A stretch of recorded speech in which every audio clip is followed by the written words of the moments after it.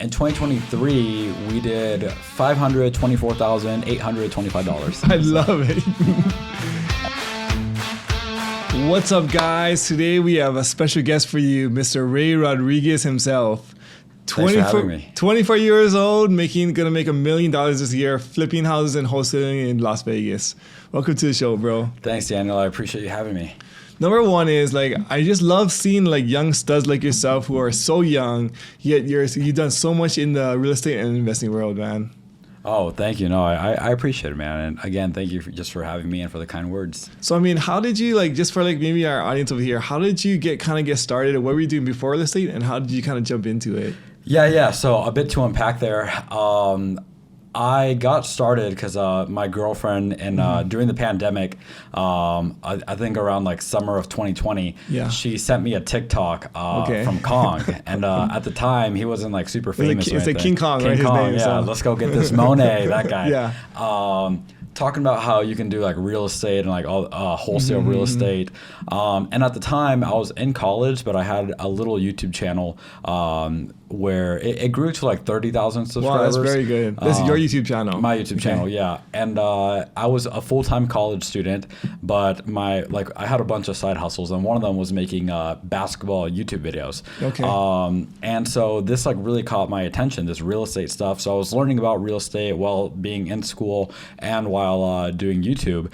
And as you know, or anyone who watches social media knows, if you watch one video on a certain subject, the algorithm's going to promote more and more videos to you.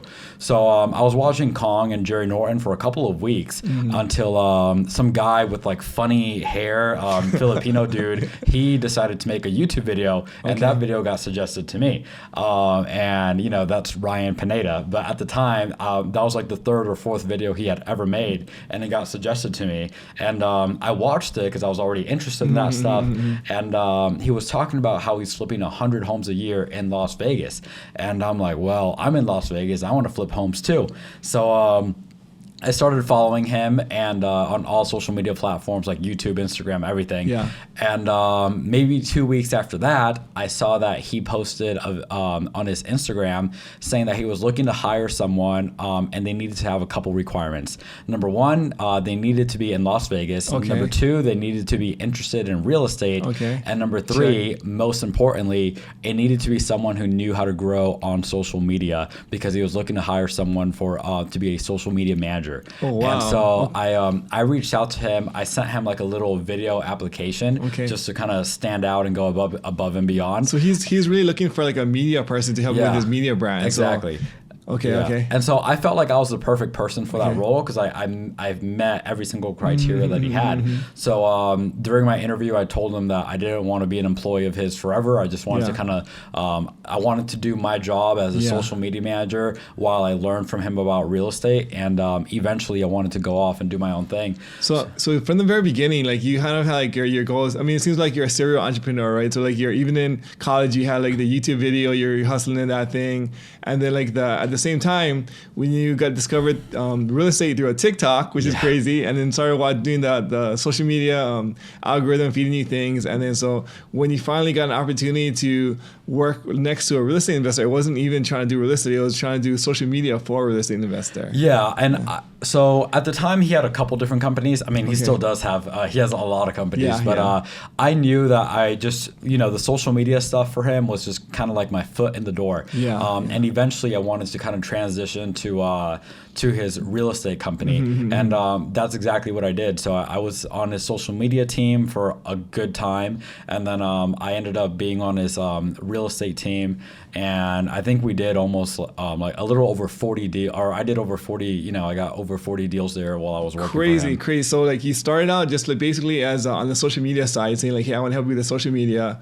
You probably did very well at that, like excelling, and then you got promoted to or transitioned over to the real estate side. Yep. And then while you were on the real estate side working under Ryan Pineda, you personally helped him do over 40 deals. Yeah. So I got 40 deals. I was in charge of getting deals off of the MLS. Okay. So I was scouring the MLS, just making offers, and I would just find those for him.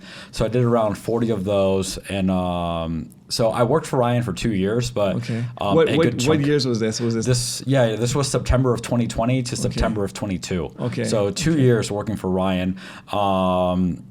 And not all of that was, on the real estate side. Okay. I want to say, like the first 6 months were only Just social social media. media, okay. And then the next, I don't know, like year and some change, like maybe 14, 15 months. Okay. I was social media and real estate.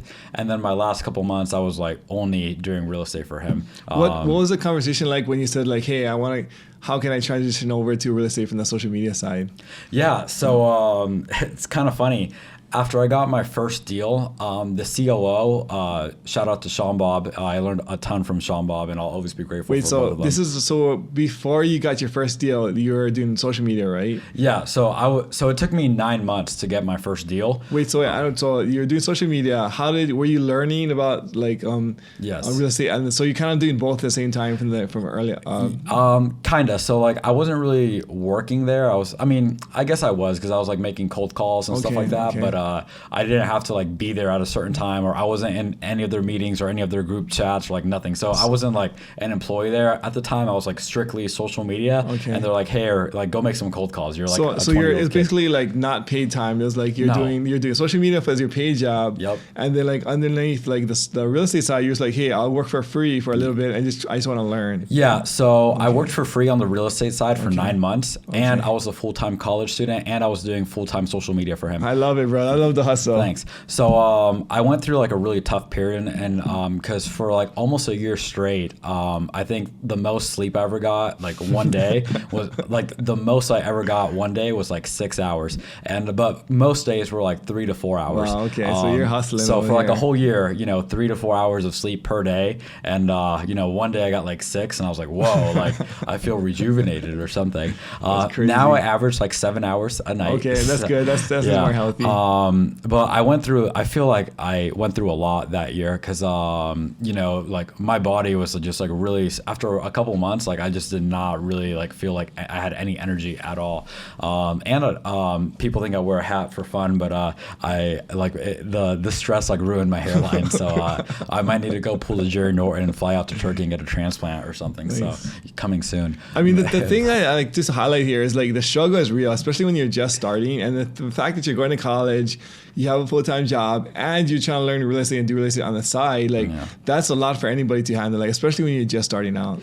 Yeah. So, and still trying to like take care of like my fitness. Not like I'm trying to be like an Olympian or anything, but just staying like somewhat in shape, and like I've always had a good relationship with my family, so making sure I like have dinner with my parents, or I've had a girlfriend, I've been dating the same girl since I was like 17, so cool. making time for her and like all these things. So it was definitely rough, but I am super grateful because I learned a lot during that time period. And to answer your question of how was that like conversation, from going from social media to real estate, after I got my first deal, the COO, Sean Bob, and shout out to him, he actually asked Pineda if I could just go join their team, and Pineda said no, I need him doing my social media stuff, and I was like, okay, that's fine. But then I got another deal like 3 months after This that. is all for free, right? You're just working for free at this point. Well, once I got a deal, I did get paid. Okay, so you got a commission, right? Yeah. But then you're working for free besides that commission before you have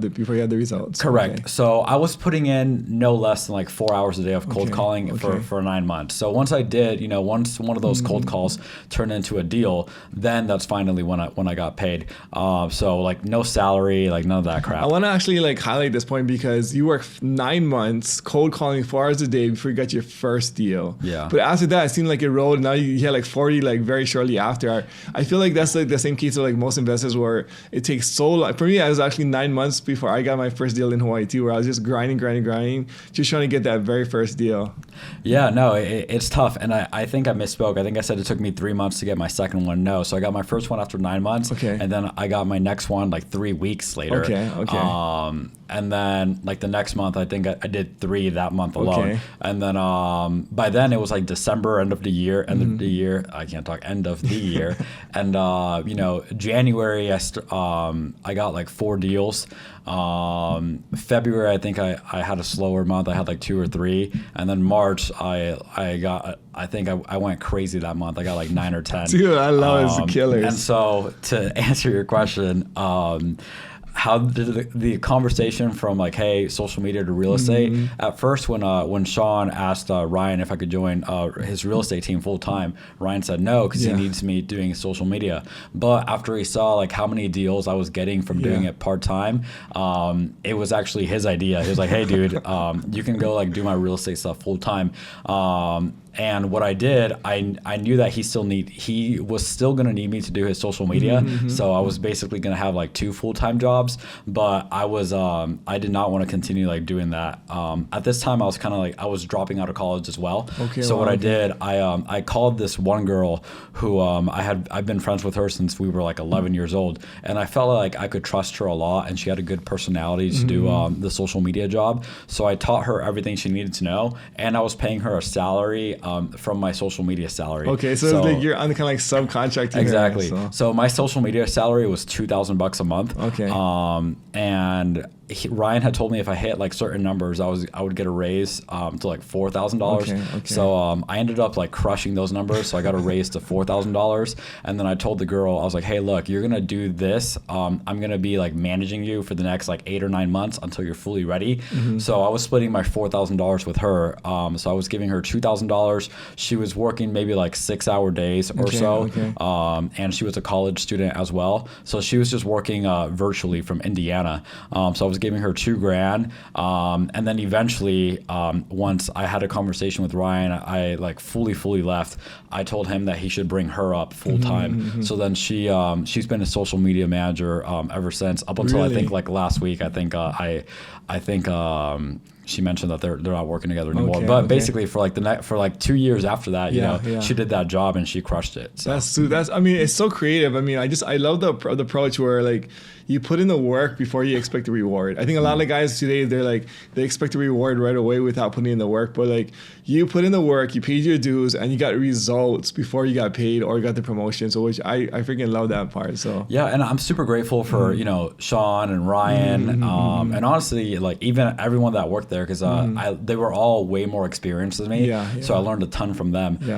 So I'm super like humbled and honored because they taught me so much, and I'm really grateful.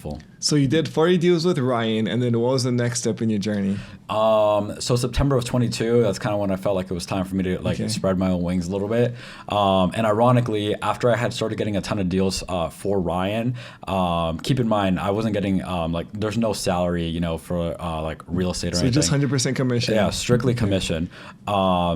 I felt like I could do more. Like my last like 3 months with Ryan, I felt like I could be making more money. And so what I did was I hired my friend that I went to high school with, and I put him on a salary, even though I didn't have a salary or anything. I just knew I was going to close enough deals, get enough commissions. And so I hired him, and I got permission from Sean and Ryan to let me bring him into their office. And he was just working in a cubicle right next to me. And so I would have him kind of being like a lead manager, and I was closing all of these deals. So I would find them on MLS, and then I would send them to him for him to call and ask them a bunch of like qualifying questions. He would send them over to me, and then I would close them. So we did that, and I think it took him like 3 months to get his first deal. So I was paying him a salary for like 3 months. Before he actually got a major. Right. Wait, are you still working for Ryan at this point? Okay. Right. Yes. So but the deals that you make with your buddy, that's outside of Ryan's? No. That's for Ryan's. So Ryan's getting like the benefit of everything. Yeah. And I mean, as he should, because because for example, you know how much it costs to join his coaching program, right? It's a lot. Like, I mean, you paid the most that someone can pay there. But the crazy thing too is like you're so smart because you're getting the education and you're getting the thing, but then you're actually getting paid to do it too, right? So I mean, it's like a win-win for everybody where you're getting to learn. You're not making the most amount of money that you can possibly in the future, but at the same time, you're getting like an education where you actually get paid versus like us, we paid for this same education. Exactly. So at the time, I had no money, like maybe like $400, when I first started working for I Ryan. love the rags to riches story. Yeah, So. I mean, those are my initials, RR. Anyways, so I had like $400 when I started Okay. working for Ryan as like a 20-year-old kid. But by the time I hired my first guy, shout out to Jerry, who's actually still with me right now. He's about to celebrate 2 years like working with me. When I brought him on, again, I didn't have any salary or anything, but I just knew I was going to close enough commissions to where I could put him on a salary. I love the faith. I mean, part of that too is like you have a lot of confidence in yourself, knowing that you're going to get it done. I think that's a trait I see with across like successful entrepreneurs is we have this belief that we're going to be able to figure it out and get things done. Sometimes even if we haven't actually done it yet. So Yeah. how did you like have like that confidence in yourself that you would be able to support him and you guys would both be able to crush it together? To be honest, I just never doubted it. Like, I don't know. I never felt like I was like taking a risk or anything. I Yeah. just felt like that was the next step that I needed to take. So he worked for me technically while I was working for Ryan technically. And yeah, we were like he was my employee while I was Ryan's employee. So we were all in Ryan's office, but like Ryan wasn't paying him a salary. I was paying him a salary. I got and so then after he closed, I think his second deal, Okay. I was like, hey, I think I'm onto something here. And so I respectfully told Ryan that, it was kind of my turn to like step out and do my own thing. So that's when like I officially started my own business. I think not literally the exact same day, like the same day I quit, I started my own shop and just have kind of been rolling ever since. What day was that? It was in September of 22. I'd have to look and see like what was the exact day. But So since September 2022, you had 2023, and now you're into 2024. That's like you've been on your own for about 2 years or a year and a half right now. Yeah, I guess so. Okay, I guess so. Yeah. Okay. Yeah, it feels like, in a weird way, and like I mean this with all respect, it feels like I've been on my own like for a very long time because even when I was on like Ryan's team, I wasn't getting leads from them or like or any of that stuff. I was like finding my own leads, working my own leads, and like closing them. So when I went out on my own, it honestly didn't really feel any different because. For example, a couple months before I went on my own, the COO told me, he's like, hey, their coach, Gary Harper, is like their business coach. He was like, hey, who's that guy who I can hear his voice on all the phone call recordings? And so Sean Bob, he's like, oh, that's Ray. And apparently, when I was negotiating with realtors over the phone, I guess I just talked too loud that the other salespeople, like my voice gets like picked up on their calls. So their solution to that was to move me to a separate office in the same building, but I was like in a completely separate office. So I was never like around them or anything. So once I quit, I just went back into my own little office. And I just started like paying them office rent there. Okay. And I just continued finding deals on the MLS. So it never really felt like, I don't know, like I'm starting a new business or anything. It just kind of felt like I was like fully in control at that point. So I mean, basically, like what I'm hearing is like you were working for Ryan in like kind of basically like your own office. Yeah. And then after you close the deal, you kind of split the commission with Ryan and yourself. Yeah. And then so then you're like, hey, like why? Basically, like thought is like, why am I doing this work? I had the full process. I'm doing everything myself. I'm earning my own revenue, not taking any leads from everybody else. I can just do the exact same thing and just keep 100% of the commissions. Or yeah, of course. That, to be honest with you, that was like my exact thought process. Literally, that was exactly what I was thinking, and I even mean that respectfully as well, because I was able to do the whole process on my own, but it was because I had learned from his team enough. I never in my life, like if someone put a gun to my head one day, God forbid, and was like, say you could have done it without Ryan, like they'd have to shoot me because. No, I love that. I mean, there's some loyalty involved, right? Where like you want to make sure that you give enough value to the person who trained and hired you. Well, it sounded like you closed enough deals without like their help for like a period of time where they've got a lot of like income out of you, and like they're only paying you off commission, so it's not like they're holding a salary or anything. Right. But then so during that time, like you're learning, you're receiving, but you're also giving back during that time as well too. And then when you decide to spread your wings, because were so good and you already had the skill set, then it was almost like a no-brainer for you to kind of do the same thing, just basically on your own or with your buddy. Yeah, no, that's exactly what it was. And the biggest thing that made me want to leave was I really, really, really liked Ryan. And same. So, I have like much respect for the dude. Yeah, and so you might be like, wait, you're saying you like Ryan and that made you want to leave? Yes, here's what made me want to leave. I felt like I was getting to a point where I was like starting to have, I don't want to say, where I was like getting close to starting to like have some like animosity. Like resentment, Yeah, because I was like, hey, like I'm in my own office. Like I'm not getting like sales training from you guys. I'm paying my own people out of my own pocket, a salary plus commission, and I'm giving up the majority of the profit on every single deal that I'm working the whole process on. And so because of like how much I love the dude, I didn't want to start feeling like angry towards him. Because and so at that point I was like, hey, look, I want to continue like really just like appreciating the guy. And I felt like if I stayed there doing the same thing where I felt like I wasn't really benefiting anymore, then I would have started to just feel upset. And so I didn't want to start feeling that way towards him. And so I figured, hey, it's just best, that I have this conversation with him and we just kind of go our own ways. And he completely understood. And in hindsight, that was a great decision because I'm so thankful that I have a great relationship with him.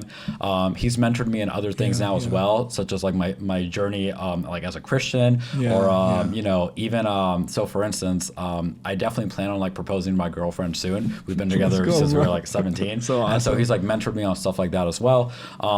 So yeah, I felt like it was definitely the right move, and I'm glad I still have a good relationship with him. Well, the crazy thing is like after you left, right? He's still like the relationship was still there. So he's like, dude, take a rent my office space, and so it's almost like it's such a win-win for everybody where like it's like the relationship was maintained throughout the process, and after you guys are still friends. And I think like he talks about all the time where like he only keeps his team until like their vision can fit inside his vision. So once like your vision couldn't fit in his box or his vision, it only makes sense for you to spread your wings. And who knows, later on, like you're like on this trajectory upward right here. So in the next 3 to 5 years, you're gonna like 10x your business, and then you guys will be partners. You guys will work together and help each other in like in different ways. Yeah, and I think that'd be really cool. In fact, everything kind of worked out perfectly, and I really do think that's all God's plan. Because once I left, I think like 2 or 3 days before, he had posted on his Instagram story that he was looking to rent out those offices. Oh, really? And so I was like, hey, look, like he's like, hey, if there's any like entrepreneurs that want an office space, I'm happy to rent these out.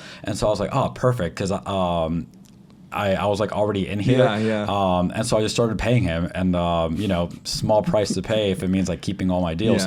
And I remember the conversation with him when I told him I was going to go out and do my own thing. He said, bro, I'm proud of you. You made me a couple $1 million, and I know that we will continue making even more money together down the road. So to what you're saying, like, hey, who knows, maybe we'll partner down the road with something. And ironically, I think like 2 days after I left, he called me and was like, hey, come over to my house this weekend, because he was throwing like a birthday party for his wife and he was inviting some people. So he invites me over, and while I'm there, him and Brian Davila, they kind of offered me like a part-time job to like coach their students. Okay. And at first I wasn't gonna do it, because when I think part-time job, I think like 20 to like 30 hours a week, and like I don't have time for that. But they told me all they want is like 1 or 2 Zoom calls per week from me. I'm like, yeah, I felt like I learned so much that I was super happy, and they were like willing to pay me to do it as well. And they were paying like very generously too. So I like everything really worked out. I still have a great relationship with Ryan, with Sean, with Davila, with like all those people. So I could not have asked for it to have gone any better. So it's such an inspiring story in so many different ways. Number one, like you're so young and the success you've had in such a short period of time, but just the way that you handle relationships, the way that you think about the world, the way you just handle business in general. Like there's so many people who could just learn from like the way that your outlook on life, So I just like it. So I mean, so wise beyond your years, bro. I mean, like it's so impressed with that. No, that's very kind. I appreciate that tremendously. So okay, so like you strike out on your own. What's like the next year and a half look like for you?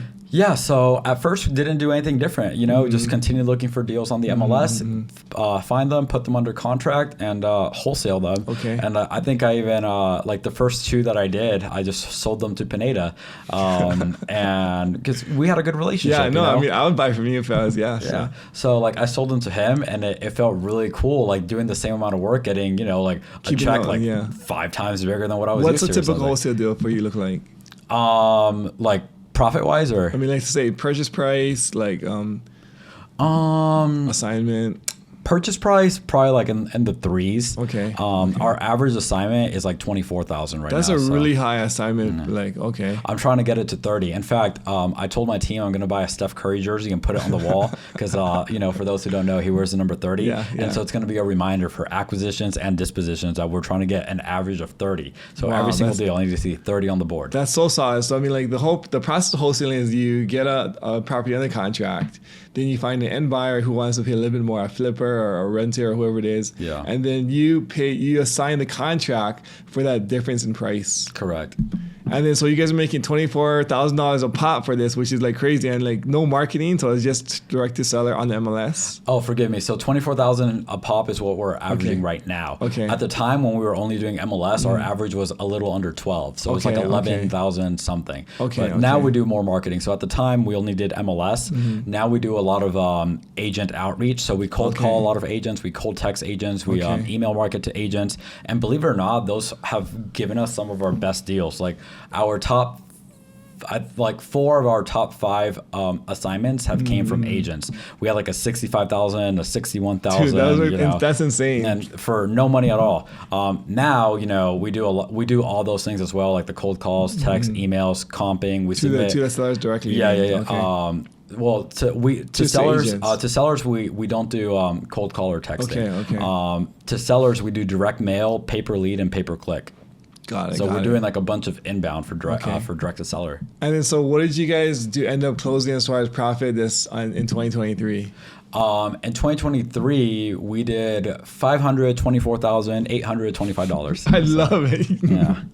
And at the time, we weren't doing any direct to seller. So every single penny of that came from free lead channels. Wow. So spent zero on high marketing. profit margin, those guys, like no marketing, basically, no marketing spend. Correct. So we started spending money on marketing in December of 23. Okay.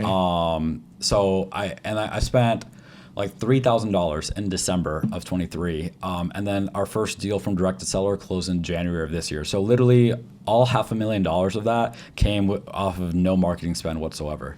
And then, so the year to date it's April right now. What are you guys on track to do for it? Yeah, so we're on track to do around like 1.2. $1.2 million this year. Yeah. And how big is your team? It's me and 2 other people. Okay. So me, it's like 3 guys. so it's me, Jerry, who's the guy that if I didn't give him a shout out to Jerry. He's the guy that was working for me when I was working for Ryan. We're about to celebrate his like 2 years at the company. So it's us 2, and then my admin / TC Isabella. Okay. So that's the team. Oh, and then for my flips, my dad manages like all the construction and whatnot. So I got to give him his credit as well. Do you pay your dad or what? Of course. I pay him per project. I don't pay him like a salary, but he gets paid $1,500 per house. Dude, I mean it's so crazy in so many ways. Number one is a 3-man team doing $1 million plus a year, which like for such a small team, that's crazy. Yeah, and the oldest person on my team is 24. Dude, I love and then the other thing that's cool is like you actually incorporated your family, your dad into your business. And so like now you're hiring your dad to like you're creating something where there's room for other people in your world, including your dad or your family. And to me, that's like another like whole nother level of just like success in entrepreneurship. Yeah, so I have a goal, and my I'm obviously not the most experienced in business, right? Like there's people who have been doing this 30, 40, 50 years, whatever.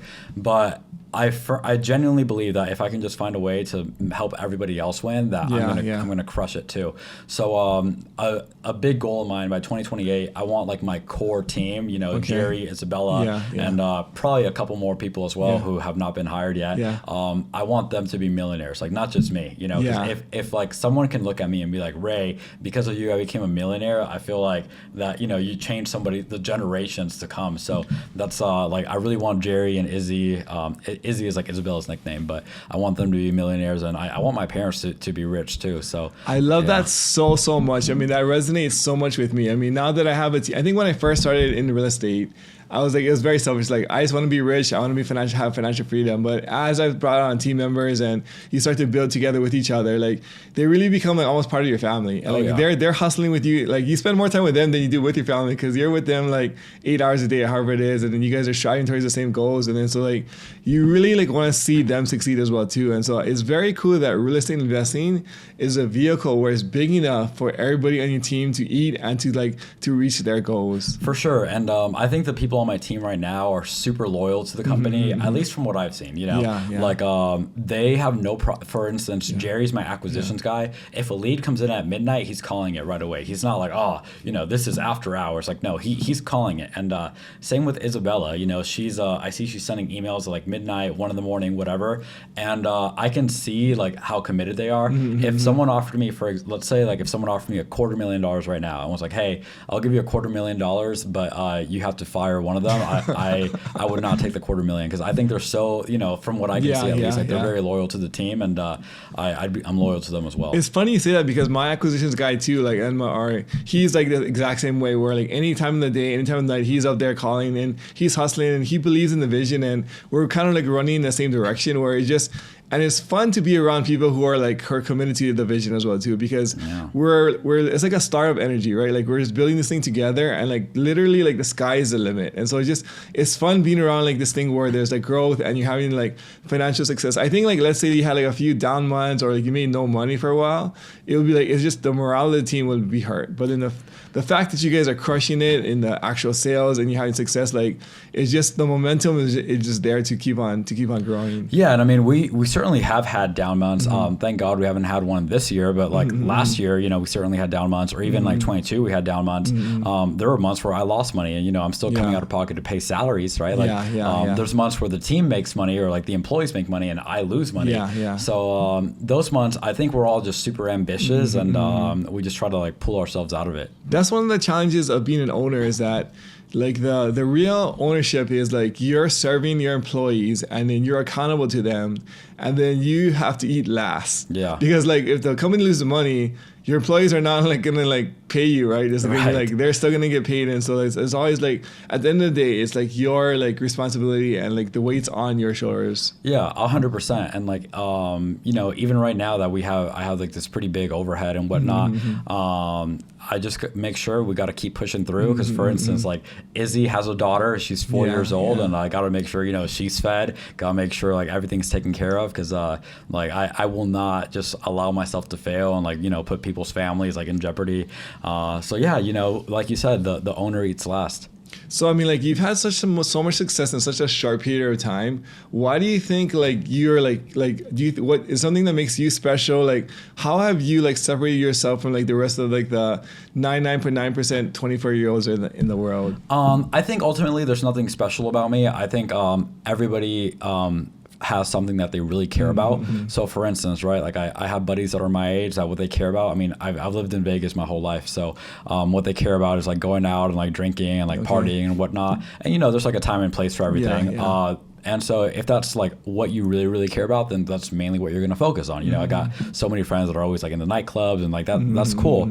I have other friends that all they care about is like fitness or like lifting weights and whatnot. For me, like the biggest thing that I care about, as far as like my life goes here, besides like my faith and family and like health and all that, is my business. So to answer your question of like, if there's something that like makes me special or separates me from the rest, I think I've just been very lucky that the thing that I care the most about is just so happens to be what like society values the most as well. But like, I have friends that all they care about are playing video games, and they're crushing yeah. in that avenue. Yeah, that yeah. avenue, So like for me, like all I care about is like this business. So it's not even like difficult for me, to be like, oh man, I have to like make time for the business. No, I'm obsessed with it. Like it's like all I do. Yeah. I mean, it's like I see that same pattern on anybody who's successful. Is like you almost have like this unhealthy sometimes obsession with something, and then when you have that focus and you're all into it, like that's really where you see like that bell curve really like take off, because it's all like those times when like, you're not thinking about it, or those extra times where like you get this spark of genius, or when you go to work and you're so excited to do it. It's like that's really what propels you to have like the success that like is like you're like that you experienced so far. Yeah, like I'm always doing something work related. Like I mean, even this podcast technically is part of our jobs. It's like we're making content for our businesses. Or as I was like driving here, I was taking a call from my admin who like we have a deal. She wasn't sure what to do, and or if I have a rule on my team, it's called 1% better. In fact, it's one of our core values. Every single day, you have to get 1% better at something. So I'll go home and I'll get better. Whether that means I'll read something on leadership, or I'll get better at managing finances. And every single morning we have a morning meeting. We talk about gratitude first, like what's something you're grateful for in your life. Like health, family, kids, whatever. And then in our meeting, everyone has to say what they got 1% better at the day before. And that's just something I've always done, like with whatever. Basketball, when I was growing up, I was like obsessed with basketball. Now it's business. So it's just something I'm like super passionate about. I love that. I think I might have to steal that for our meeting. See what everybody can do 1% better every single day. The thing is like it's so easy to do like for one day, but it's so hard to do every single day over like a long period of time. So. Yeah. It kind of reminds me of like dieting, for instance. So I've always had a very bad diet. And I was talking to a personal trainer the other day, and he's like, hey, the best diet is the one that you think you can stick to for a long time. Because there's a lot of people, and I was like relating this back to business. I'm like, that makes sense. Because what he's telling me is that there's a lot of people that they'll lose weight very quickly if they go on this like extreme diet, but it's not something they enjoy. And because of that, it's not very sustainable. And so I think what I'm doing right now, at least, I enjoy it, and I can see myself doing this for a long time, which, it just kind of helps with like even the 1% better. It doesn't feel, if that's my diet, it doesn't feel like it's a diet, because it's just something I really enjoy. Creating and learning and getting better every single day. Exactly. Well, I know we're gonna be short for time this episode, but if you had like one piece of advice that you want to give to somebody who's kind of just started out, maybe they're 22, like they're looking to do what you did, or maybe like they're 35 and they just kind of want a new start. What do you think you would do to say something like that who wants to get into like real estate investing? Yeah, I mean, specifically if you want to get into real estate investing, I mean, I don't think you sell like courses or anything. I don't, and neither do I. Yeah. So I can just keep it 100 with you guys, because I have nothing to sell you, and neither does Daniel. It's not as easy as a lot of people might make it seem on the internet. So if you don't get your first deal right away, don't think you're a failure, and like don't think you're horrible. It's just part of the process. Like it took me 9 months, and I had the benefit of like being in the same room as some of like the biggest, or like one of the biggest players in the game. I think being consistent with it is very important, and I think that stops 99% of people from being able to get a deal, because they think you go work any normal job, you're going to get paid your first 2 weeks and every 2 weeks after that, and that's just not the case here.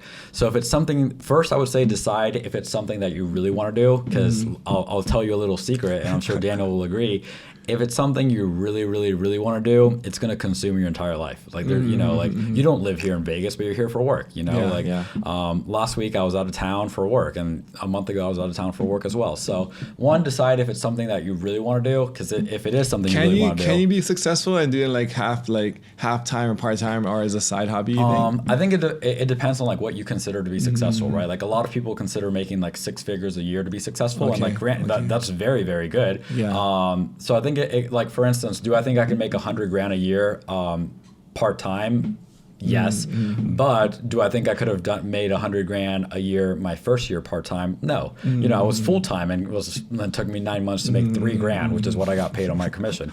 So for it all really depends. Like you said, you were in software development for 20 years. Yeah, I was in software for a long time. So for instance, like how long would it take me to make a website? It would probably take me months, because I know nothing. I have like a lot of coding I need to learn. That foundational knowledge you're trying to build in the very beginning. Same with real estate. is, it takes so long to get your first deal, and all the foundation knowledge you're building in the very beginning, you get to reuse it over and over later on. But then in the beginning, like you don't know any of that, so it's going to be like a lot for you to just trying to get to that very first deal that you're. Yeah. So the example I was going here with to answer your question of do I think you can be successful doing it part time? Eventually, like for instance, if all I wanted to make was $100,000 a year right now, I mean, I probably wouldn't even have to work at all because like my team can just make that for me, and I like they can screw up and whatnot, and I'm sure I'll still take home $100,000 a year, and I wouldn't have to lift a finger at all. But that definitely wouldn't have been the case like my first year. So it really all depends, like what you consider, like what's success to you. Like, there's a quote, I think it's by Tiffany and Josh High. It's like success as you define it, So it just depends. But do I think you can be like a multi-billionaire or like multi-millionaire doing it part-time? I don't know because I'm not there, so probably the wrong person to ask. I don't know if that answer. No, that's really insightful, and that really answered the question. So. Yeah, because I mean I know your team, you guys are crushing. I don't know what your numbers are, but I know they're better than mine. We're doing all right, yeah. So like I'm sure you could make the money that I'm making if you were only working super part time, But that's because you have a lot more skills, a lot more knowledge, more experience. You've been doing it longer.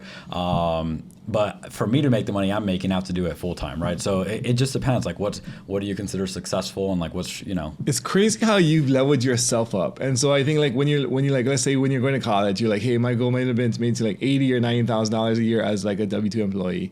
But then like now then in the beginning you start to work for Ryan, you made some money. Then the first year you made, let's say, $500,000. The next year you're gonna make maybe $1 million, and you're gonna continue to grow. Basically, because of who you are is what you're making. And if you lost everything today, you would still be able to like plan B, easily make like six figures like with such little effort because of your skill set and the resources and the network that you built over the last year and a half, which is like so crazy. So. Yeah, and like God forbid, I hope this doesn't happen, but like if everything did go to zero, I'm really confident. Give me 3 months and I'll have at least $100,000 saved up because we're really good at getting deals from like free marketing channels. Yeah. And I mean, hey, like last year we did 525 off of only free channels. So like if I ever did lose it, I mean that would suck. But dude, what would be super cool is like if you did like a little YouTube like channel challenge where like let's drop Ray off in like some like random place for like 3 months and see if we can get to $100,000. It's funny because literally last night I had that idea and I thought about it and I was like, wow, that would be really cool because it would help a lot of people that are brand new. Yeah. But the only problem is I don't have time to. Yeah, because you're running your business and you have way bigger goals that you want to do. But just as far as just like a funsy little like YouTube challenge or something, that would be super cool to see. Yeah. So we'll see. Gosh, any final thoughts or anything? No, I mean, just like so appreciate you being on the show. I mean, I know like you got a dinner and stuff you got to get to. And so just like making time for us, it really means a lot. So. Yeah, no, it's the anniversary of, my girlfriend, she had a stroke when we were 17 and like the doctors gave her like a 1% chance of living. Wow. And, fast forward 7 years, she's obviously like alive and well, thank God. So every single year we celebrate on April 23rd because that's when she had her stroke super randomly. And she became paralyzed for a long time and like all these other things and had to have like brain surgery and all that. Wow. So if it was like any other occasion, I promise you I would cancel the dinner. But I just can't let her down. So I have to go pick her up. Yeah. You're a good man, bro. I so appreciate you. If people want to reach out to you or find you, where can they do so? Send me a DM on Instagram at @RayRRodriguez_, but only after you're already following Mr. Daniel here. So if you're not following Daniel, I don't know what to tell you. So follow my guy Daniel first, and then feel free if you want to send me a message. I'm happy to connect with you. Send me any questions you have, and I always answer like all my DMs and whatnot. So the man. Thank you so much, Daniel. Thank you, dude.